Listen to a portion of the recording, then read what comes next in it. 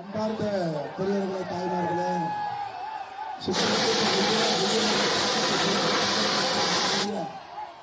நம்முடைய அனைத்து இந்திய அண்ணா திராவிட முன்னேற்ற கழகம் தலைமையிலான தேசிய ஜனநாயக கூட்டணியுடைய தொண்டர்களே, வாக்காளர் பெருமக்களே, வில்லிவாக்கம் பகுதியினுடைய நம்முடைய வெற்றி வேட்பாளர் அருமை அண்ணன் அனைத்து இந்திய அண்ணா திராவிட முன்னேற்ற கழகம் சார்பாக போட்டியிடக்கூடிய அருமை அண்ணன் எஸ் ஆர் விஜயகுமார் அவர்களே, அதேபோல் நம்முடைய எக்மோர் தொகுதியினுடைய வெற்றி வேட்பாளர் அனைத்து இந்திய அண்ணா திராவிட முன்னேற்ற கழகம் சார்பாக போட்டியிடக்கூடிய அன்பு தம்பி அபிஷேக் ரங்கசாமி அவர்களே, நம்முடைய மாவட்டத்தினுடைய தலைவி அக்கா லதா அவர்களே, பத்திரிகை நண்பர்களே, பொதுமக்களே, எல்லோருக்கும் எங்களுடைய வணக்கத்தை தெரிவித்துக் கொள்கின்றோம். அருமை சொந்தங்களே, நாளை சாயந்தரம் 5 மணிக்கு நம்முடைய பிரச்சார முடிவு இருக்கிறது. ஆனா எதையும் பொருட்படுத்தாம நம்முடைய தொண்டர்கள் எல்லாம் சுட்டரிக்கின்ற வெயில்ல ஆனா பலூனை கொஞ்சம் கீழே கொண்டு வந்திருக்கேன், மக்கள் பாக்குறதுக்கு வசதியா போயிடும். ஐயா, இந்த பலூன் கொடி கீழே கொண்டு வந்துருங்க ஐயா. நன்றிங்க அண்ணா. பலூன் கொடி எல்லாம் கீழே கொண்டு வந்துருங்க ஐயா. நம்முடைய தொண்டர்கள் எல்லாம் சுட்டரிக்கின்ற வெயிலை பொருட்படுத்தாமல் இங்கே நின்று கொண்டிருக்கின்றேன். அருமை சொந்தங்களே, தமிழகத்தில் எல்லா இடத்திலும் கூட குமரிமுனையிலிருந்து விழுப்புரம் வரை, உதகமண்டலத்திலிருந்து சென்னை வரை எல்லா இடத்திலும் நாம் கேட்கக்கூடிய ஒரே ஒரு குரல், திராவிட முன்னேற்ற கழகத்தினுடைய ஆட்சி ஆண்டது போதும் மக்கள் மாண்டது போதும். 5 ஆண்டு காலமாக இந்த நாள் வேண்டும் வேண்டும் என்று காத்திருந்தோம். தேர்தலில் ஜனநாயகம் மூலமாக திராவிட முன்னேற்ற கழகத்தினுடைய ஆட்சியிலிருந்து அகற்ற வேண்டும். அனைத்து இந்திய அண்ணா திராவிட முன்னேற்ற கழகம் தலைமையிலான தேசிய ஜனநாயக கூட்டணி திரும்ப வரணும். பெண்களுக்கு, குழந்தைகளுக்கு எதிராக நடக்கக்கூடிய பாலியல் வன்கொடுமையை கட்டுக்குள் கொண்டு வர வேண்டும். சென்னையை பொறுத்தவரை தமிழகத்தினுடைய ஒரு அற்புதமான ஒரு தலைநகரம் என்று கஞ்சா அதிகமாக புழங்கக்கூடிய பகுதியாக மாறி இருக்கிறது. இந்தியாவில் 10 லட்சம் பேர் அதிகமாக வசிக்கக்கூடிய நகரங்கள் 40 இருக்கு. 40 சுத்தத்தின் அடிப்படையில் கடைசி நகரமாக மதுரையும், 38வது நகரமாக சென்னையும் கூட குப்பை நகரமாக மாற்றி வைத்திருக்கின்றார்கள். மாநகராட்சியினுடைய வேலை உங்களுக்கு தெரியும், சென்னையினுடைய மேயருடைய வெளிப்பாடு தெரியும், சென்னையில் இருக்கக்கூடிய திராவிட முன்னேற்றங்களுடைய அமைச்சர்களை பற்றியெல்லாம் உங்களுக்கு தெரியும். யாருமே மக்களுக்கு எதுவும் வேலை செய்யாம ஒரு காலி இடம் சென்னையில் இருந்தா கூட அதை பட்டா போட்டு G2க்கு விற்பதை மட்டும்தான் முனைப்பு காட்டுகின்றார்கள். இங்கு இருக்கக்கூடிய மக்களுக்கோ மாநகராட்சியில் அடிப்படை விஷயங்களை சரி செய்வதற்கோ திராவிட முன்னேற்ற கழகத்தினுடைய ஆட்சி 5 ஆண்டு காலமாக எந்த பணியும் செய்யவில்லை என்பது தாய்மார்களே உங்களுக்கு தெரியும். 511 தேர்தல் வாக்குறுதி கொடுத்து ஆட்சிக்கு வந்தாங்க 2021. அதுல முழுமையாக 70 வாக்குறுதி கூட நிறைவேற்றாம எனக்கு ஆட்சியை கழித்து வெளியே சென்று கொண்டிருக்கின்றார்கள். அது இல்லாம அவ்வளவு போய் பேசுவதெல்லாம் தாண்டி 2026 தேர்தலுக்கு மறுபடியும் 505 தேர்தல் வாக்குறுதியை திராவிட முன்னேற்ற கழகம் கொடுத்திருக்கின்றார். அருமை சொந்தங்களே, நம்முடைய வில்லிவாக்கத்தினுடைய வெற்றி வேட்பாளர் உங்களுடைய அன்பை எல்லாம் பெற்றிருக்கக்கூடிய அனைத்து இந்திய அண்ணா திராவிட முன்னேற்ற கழகத்தினுடைய இரட்டை இலை சின்னத்தில் இருக்கக்கூடிய அன்பு சகோதரர் விஜயகுமார் அவர்கள் இதற்கு முன்பு 2014 19 வரை இதே பகுதியினுடைய மக்களவை உறுப்பினராக இருந்த ஒரு மனிதர், ஏழைகளுக்கெல்லாம் குரல் கொடுக்கக்கூடிய ஒரு மனிதர், கூப்பிட்ட குரலுக்கு ஓடோடி வரக்கூடிய ஒரு மனிதர். கடந்த முறை இதே வில்லிவாக்கத்தினுடைய திராவிட முன்னேற்ற கழகத்தினுடைய உறுப்பினராக யார் இருந்தார்? பேராசிரியர் அன்பழகன் ஐயாவுடைய பேரன் வெற்றியழகன் இங்க இருந்தார். யாராவது தேர்தலுக்கு பிறகு திமுக எம்எல்ஏ பாத்தீங்களா? யாருமே பார்க்கல. ஒரே ஒரு தகுதி அன்பழகன் ஐயாவுடைய பேரன் என்பது மட்டும்தான் ஒரே ஒரு தகுதி. அதன் பிறகு அந்த வேட்பாளரை கழட்டி விட்டுட்டு அண்ணா நகரில் அட்டூழியம் செய்து கொண்டிருக்கக்கூடிய அண்ணாநகர் கார்த்திக் மோகனை கொண்டு வந்து இங்க நிறுத்தி இருக்கின்றார்கள். கார்த்திக் மோகனுடைய ஒரே ஒரு பார்த்தீங்கன்னா எப்படி பட்டா போடலான்னு அவருக்கு தெரியும். மற்றபடி அதை தவிர அண்ணாநகர் கார்த்திக் வெள்ளிவாக்கத்துக்கு எதுவும் செய்ய போவதில்லை. அருமை சொந்தங்களே, உங்களுக்கு தெரியும், தேர்தல் முடிந்த பிறகு அண்ணாநகர் கார்த்திக் மோகன் கிளம்பி அண்ணாநகருக்கு போயிடுவார். அவர் வெள்ளிவாக்கத்தில் உங்களுடைய அடிப்படை பிரச்சனையை சரி செய்வதற்கெல்லாம் இங்கே அவர் இருக்க போவதில்லை. தொடர்ந்து உங்களோடு இருக்க போகின்ற ஒரே ஒரு மனிதர் அண்ணன் எஸ் ஆர் விஜயகுமார் அவர்கள் என்பதை நீங்கள் மறந்துவிடக் கூடாது. அவர்களுக்காக நம்முடைய பொன்னான வாக்குகள் எல்லாம் சிந்தாம சிதறாம ரெட்டலைக்கு கொண்டு வரும். அடுத்து தமிழக வெற்றி கழகம் சார்பாக யார் நிற்கிறாங்கன்னு உங்களுக்கு தெரியும். காலையிலிருந்து இரவு வரை பொய்யை பேசுவது மட்டுமே தன்னுடைய முழுநேர வேலையாக தமிழக வெற்றி கழகத்துடைய வேட்பாளர் இருக்கின்றார்கள். அவரையும் நீங்க நிராகரிக்கும். அருமை சொந்தங்களே, நமக்கு மக்களுக்கு பணி செய்யக்கூடியவர். பாதாள சாக்கடையில் ஆரம்பித்து மழைநீர் வடிகாலுக்கு 5000 கோடி ரூபாய் மத்திய அரசு கொடுத்தும் கூட கடந்த ஆண்டு மழை வராதனால திமுகவுடைய மான சந்திக்கு போகாம அப்படியே இருக்கு. அடுத்த மழைக்கு சென்னை தாங்காது என்பது உங்களுக்கு தெரியும். கருணாநிதி ஐயாவுடைய காலத்துல கூவத்தை சுத்தப்படுத்துகின்றனர் என்று சொல்லி 1000 கோடி ரூபாய் ஊழல்.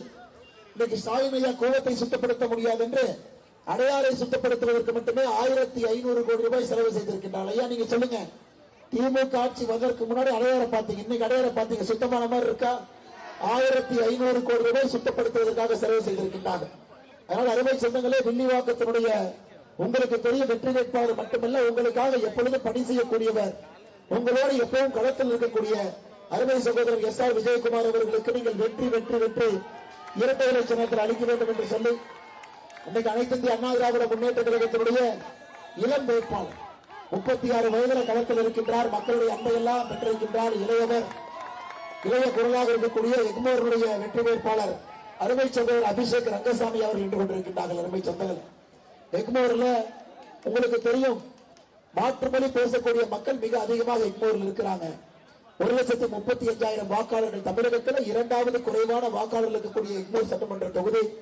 அதிலும் கூட உங்களுடைய அண்டையெல்லாம் அருமை சகோதரர் அபிஷேக் ரங்கசாமி அவர்களுக்கு இரட்டை இலை சின்னத்தில் நீங்கள் அளிக்க வேண்டும் என்று அன்போடு கேட்டுக்கொண்டு, அருமை சொந்தங்களே, மே 4க்கு பிறகு தமிழகத்தினுடைய முதலமைச்சராக அருமையன் எடப்பாடி பழனிசாமி அவர்கள் பொறுப்பேற்றிருக்கிறார்.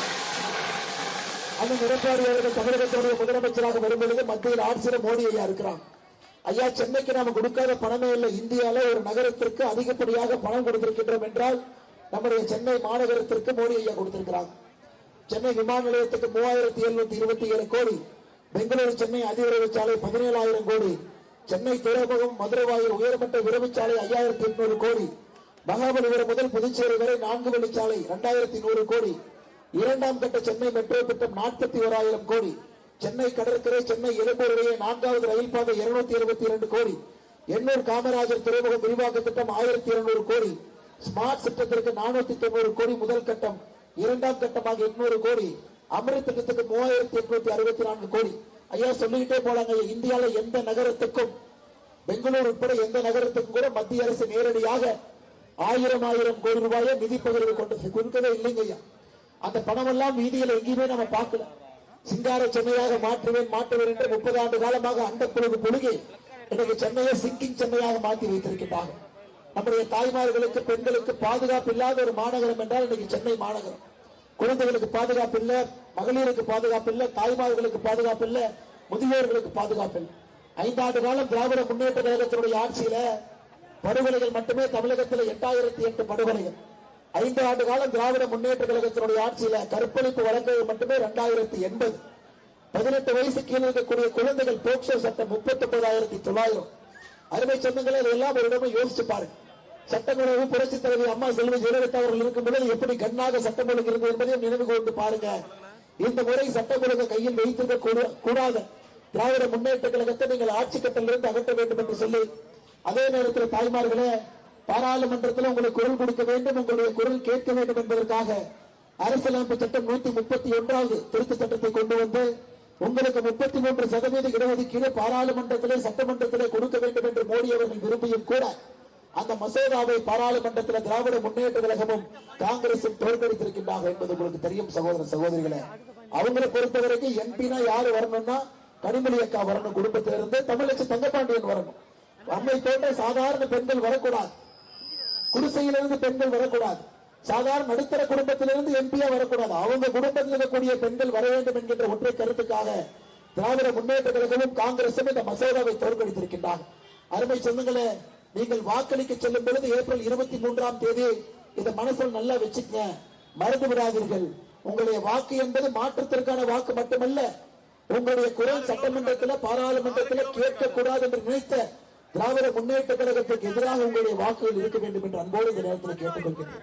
அருமை சொந்தங்களே, திமுக காரங்க எப்படி தைரியமா உங்களிடம் வாக்கு கேட்க வருகின்றார்கள் என்று எனக்கு தெரியவில்லை. சொன்ன தேர்தல் வாக்குறுதி, கேஸ் சிலிண்டருக்கு 100 ரூபாய் மானியம் இல்ல, டீசலுக்கு 4 ரூபாய் கொடுப்ப இல்ல, குழந்தைகளுக்கு பள்ளிக்கு செல்வோருக்கு டேப்லெட் கொடுப்ப இல்ல, தாலிக்கு தங்க திட்டத்தை நிறுத்தி இருக்கின்றார்கள். உதயநிதி ஸ்டாலின் தேர்தலுக்கு முன்பு நகையை கொண்டு அடமான வைங்க மகளிர்ல 46 லட்சம் பேர் நகையை கொண்டு அடமானம் வச்சீங்க, 13 லட்சம் பேர் தான் வெளியே வந்திருக்கிறாங்க. இன்னும் 35 லட்சம் பேருடைய நகை அடமானத்தேவை இருக்கு. நீட் தேவை ஒழிப்போம், எத்தனை விஷயத்தை சொல்லிட்டே போலாங்க ஐயா. இத்தனையும் தேர்தல் வாக்குறுதியாக கொடுத்து எதையுமே நிறைவேற்றாம 5 ஆண்டு காலத்தை கடந்து விட்டு இன்று மறுபடியும் உங்கள் முன்னிருக்கிறார்கள். அருமை சொந்தங்களே, தமிழ்நாடு முழுவதும் பிரச்சாரம் செய்வது யார்? முதலமைச்சர் ஐயா மு க ஸ்டாலின், அவருடைய சகோதரி கனிமொழி, மகன் உதயநிதி, 3 பேர் தான் தமிழ்நாடு ஃபுல்லா போய் மைக் எடுத்து பிரச்சாரம் பண்றாங்க. ஆனா வில்லிவாக்கத்துக்கு மட்டும் விதிவிலக்காக சூப்பர் சிஎமாக இருக்கக்கூடிய மருமகன் சபரீசன் வில்லிவாக்கத்துக்குள்ள வந்திருக்கிறார். வில்லிவாக்கத்தில் அவர் போய் பிரச்சாரம் பண்றார். ஐயோ, இதுல இருந்தே புரிந்து கொள்ள வேண்டும், இதுல இருந்தே புரிந்து கொள்ள வேண்டும். அண்ணா நகர் கார்த்திகை பொறுத்தவரை ஒரு தொகுதி வேணும், தொகுதிக்காக வில்லிவாக்கத்துக்கு வந்திருக்காரு. கூட இத்தனை காலமாக கூட்டுக்கொள்ளை அடித்தாங்க. ஆடிட்டரோட சேர்ந்து அண்ணா நகர் கார்த்திக்கு ஆடிட்டர் மருமகன் இவரெல்லாம் சேர்ந்துதான் 5 ஆண்டு காலமாக கூட்டுக்கொள்ளை அடித்தார். இன்னைக்கு மருமகனையும் கூட்டிட்டு வந்திருக்கிறாங்க. எந்த காலத்திலும் கூட இவர்களை நீங்கள் நம்பக்கூடாது, இவர்களுக்கு உங்களுடைய வாக்கை கொடுக்க கூடாது என்று சொல்லி மறுபடியும் சுட்டரிக்கின்ற வெயில்ல மிக பொறுமையாக நின்று கொண்டிருக்கின்றீர்கள். அதற்காக நன்றி கலந்த வாழ்த்துக்களை வணக்கங்களை தெரிவித்துக் கொண்டு, அருமை சொந்தங்களே, காலை 7 மணியிலிருந்து மயிலாப்பூரிலிருந்து வந்து கொண்டே இருக்கின்றோம். கொஞ்சம் தாமதமாகிவிட்டது. அதற்காக என்னுடைய வருத்தத்தையும் மன்னிப்பையும் உங்களுக்கு கேட்டுக்கொண்டு, 2 வெற்றி வேட்பாளர்கள் அண்ணன் எஸ்.ஆர். விஜயகுமார் அவர்களுக்கு, 2 வெற்றி வேட்பாளர் அண்ணன் எஸ்.ஆர். விஜயகுமார் அவர்களுக்கு இரட்டை இலை சின்னம் வில்லிவாக்கத்தில், அதே போல இக்போர்ல அபிஷேக் ரங்கசாமி அவர்களுக்கு அற்புதமான வெற்றி வேட்பாளருக்கு இரட்டை இலை சின்னத்துல நீங்கள் வாய்ப்பு கொடுத்து இருவரும் கூட வெற்றியாளராக மாற்ற வேண்டும். ஒரு ஆட்சி மாற்றம் மே 4ஆம் தேதி அண்ணன் எடப்பாடி பழனிசாமி அவர்கள் நம்முடைய முதலமைச்சராக வரணும். மோடி ஐயா மேல இருக்காங்க, தேவையான நிதியை நாங்கள் கொண்டு வருகின்றோம். இழந்த பெருமையை தமிழகம் மீட்டெடுக்க வேண்டும் என்று எல்லோருக்கும் சொல்லி எல்லா நண்பர்களுக்கும் நன்றி தெரிவித்து, அதுக்கு சொன்னீங்க நாளைக்கு சாயந்தரம் 5 மணிக்கு பிரச்சாரம் முடித்தாலும் கூட நாளானைக்கு வரைக்கும் நீங்க ஆக்டிவா இருக்கணும். நம்முடைய தொண்டர்கள்லாம் திராவிட முன்னேற்ற கழகத்தினுடைய கடைசி நேர ஏமாற்று வேலைக்கு மக்கள் ஏமாந்து விடக்கூடாது. உன்னிப்பாக நீங்கள் கவனித்து 23ஆம் தேதி வாக்குச்சாவடியில் வாக்கு செலுத்தி வாக்கு பெட்டி செல்லும் வரை நம்முடைய தொண்டர்களுக்கு கடமை இருக்கிறது. எல்லோரும் மிகச் சிறப்பாக பணி செய்ய வேண்டும் என்று சொல்லி நம்முடைய பாரதிய ஜனதா கட்சியுடைய அருமை தொண்டர்களே, என்னுடைய ஊனோடு நரம்போடு இதயத்தோடு கலந்திருக்கக்கூடிய அருமை சொந்தங்களை நாம் புரிந்து கொள்ள வேண்டும். நம்முடைய கட்சி நின்றாலும் கூட அதை விட கூட்டணி கட்சிக்கு நாம் உயிரை கொடுத்து வேலை பார்க்க வேண்டும். அது கூட்டணியுடைய தர்மம். அது பாரதிய ஜனதா கட்சி எப்பொழுதும் அதை செய்யும்.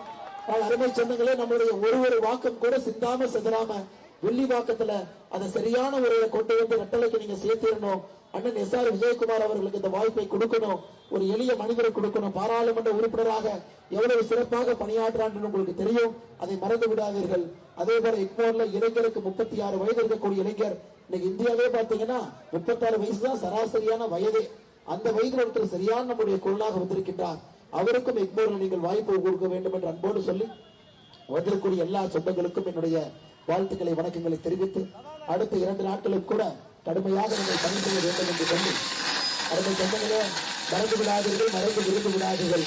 நம்முடைய வெற்றியை உறுதி செய்ய வேண்டும் என்று சொல்லி என்னுடைய உரையை முடித்துக் கொள்கின்றேன். நன்றி, வணக்கம். பாரத் மாதா கி ஜெய்.